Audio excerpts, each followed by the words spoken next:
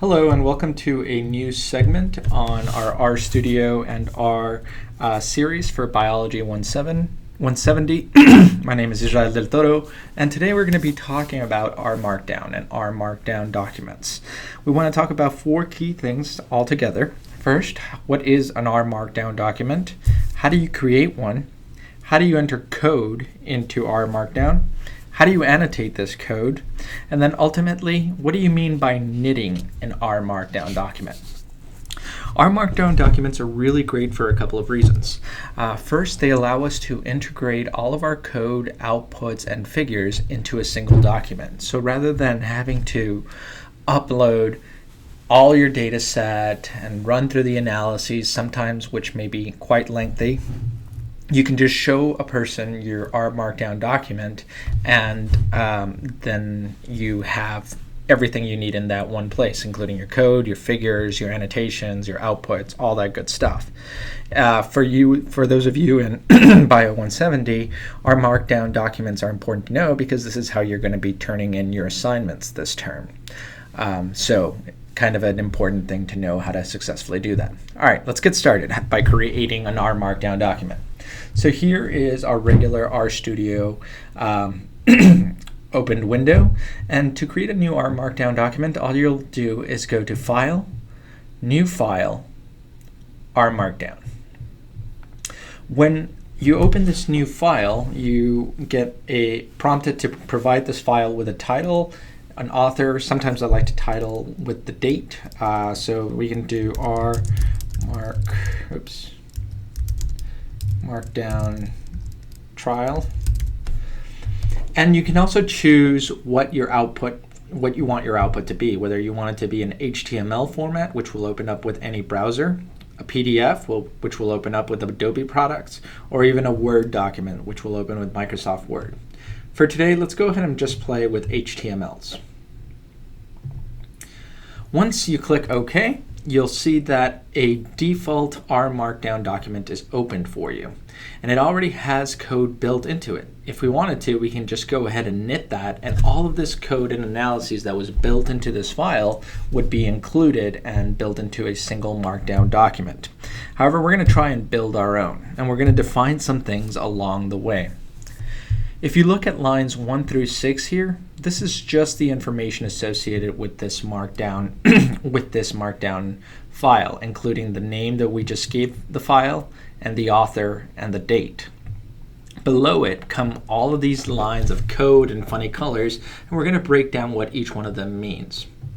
The first term that I want you to know about R Markdown documents is a chunk. C-H-U-N-K. Chunks is where you fit in your code for analyses in an R Markdown. And the way we designate a chunk is by doing 3 primes, open brackets, R, close brackets. You then can close off a chunk by also doing 3 primes at the end. Now here what I've done is I've put in my 3 primes on line 7 and my closing primes on line 9. Any code that I want to associate now with this particular chunk will go in line 8 or in between the beginning and the closing of this particular chunk. Let's say I wanted to load in a library, like the library datasets.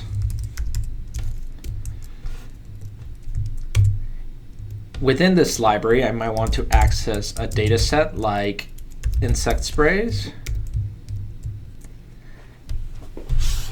And then from there, we could go ahead and actually check if our R code is working or doing what we want it to do here. Excuse me a second. In order to check if your R code is actually running effectively, you can press this play button out here, and the play button or the run button is going to check to see if that code worked. And you might have missed it there, but really briefly there was a green box that appeared over here. This means that this code has run successfully. If there were a problem here, then there would be a red box that appears there, letting you know that that's where you want to check your code. So far, so good. Let's say we wanted to create a plot with this data that we've created. Why don't we open up a new chunk? And I'll show you a different way of opening up a chunk here. You can simply go to Code, Insert Chunk, and that'll give you the same thing. Those 3 primes, open bracket R, 3 close primes. In this one, what we want to do is load the library ggplot.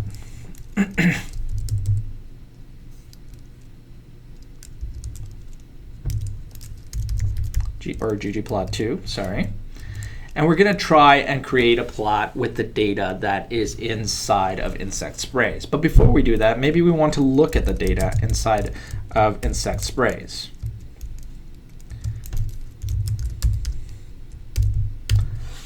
Using the head command, we can see that insect sprays is divided into 2 columns, count and a spray. We can also do a summary of this object, and it tells us that there is count and spray, and also spray is divided into 12 observations of categories A through F. You can also do an str to look at the structure. And this will show us that this is a data frame of 72 observations, 2 variables, count and spray. So now we know what we have in terms of data in order to create a plot. Why don't we build our first ggplot here? So it'll be ggplot. And our first argument is the data set, which in this case is insect sprays. Then we're going to designate some aesthetics. If this is all new, go back and check the ggplot tutorial video. We'll decide what we want on our x-axis. So here we want x to equal to spray. Y will set equal to count. And let's make this a geom_box plot. All right, let's check to see if this code actually works by running it. Load library. And sure enough, we can load in our summaries and create our box plot. One of the nice things about running your code here is that you don't have to run back to the console every time you're working in a Markdown document. So every time you run a line, your plots don't necessarily appear in your traditional plot window, but rather at the bottom of the code that you've just ran.